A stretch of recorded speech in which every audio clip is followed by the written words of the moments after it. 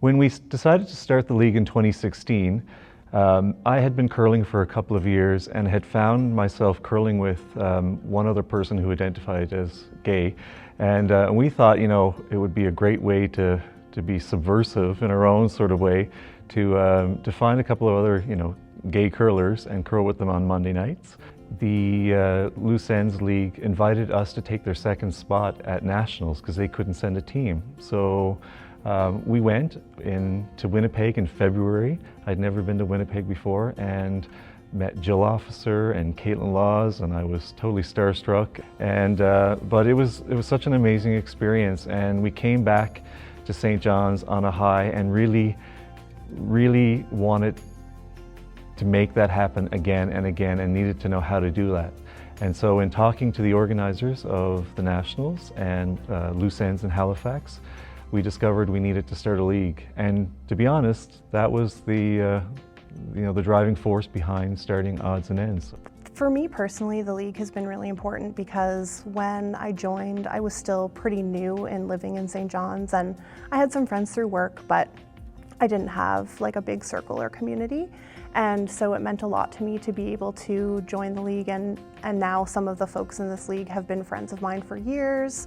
We spend, holidays together, and I know some of the other folks in the league have identified that some of their best friends are part of this league, and that's how they met. So to our knowledge, we're the first and currently only queer sport organization in the province, which is something that has been really important to us and that we're trying to drive in other areas of sport as well. It would be great to see other sports kind of pick up this mantle and make a space particularly for queer folks and their allies, because as we know, queer people have different experiences with sport, might have different feelings towards whether it's a place they feel welcome, and by carving out that niche and that specific time with a dedicated group of people, you really show the commitment to making sure that people have a space where they can be their authentic selves. I was drawn to Odds and Ends because I started curling when I lived in Toronto. I was part of the Riverdale and Rotators leagues, which are the pride curling leagues in the city of Toronto. I knew of many of the leagues across Canada, and making the move here, it was a logical step for me to seek out Odds and Ends and join to try and start meeting people, get acquainted with the community, and just start expanding my friend circle. The league being fully booked, I think is a testament to its founding and just the growth and that it's seen over the years. Curling is a very low barrier, very inclusive sport to begin with, and it meshes very well with the pride community. There are a diverse group of people who participate in curling, and the sport allows that, no matter physical ability, gender identity expression. We have mixed teams. It's a very open, welcoming sport, especially at this level. Anyone can come in and not feel overshadowed by the people who have done it 10 years. It would be great if we can either inspire or work towards growing other sports within the pride community. Last year we did join up with the Lawn Bowling Association here in St. John's, and we had a couple of our members come out to the greens every week.